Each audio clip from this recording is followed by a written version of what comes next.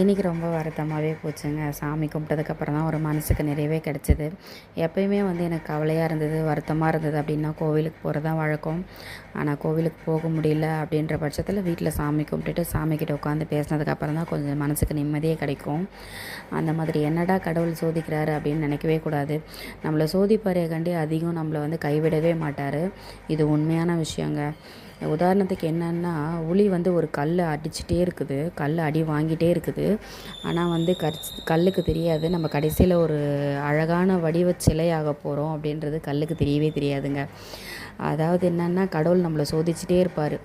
பின்னாடி நம்மளுக்கு ஒரு அழகான ஒரு வாழ்க்கை இருக்குது அப்படின்றது நமக்கு கடைசியில் தான் தெரியும்.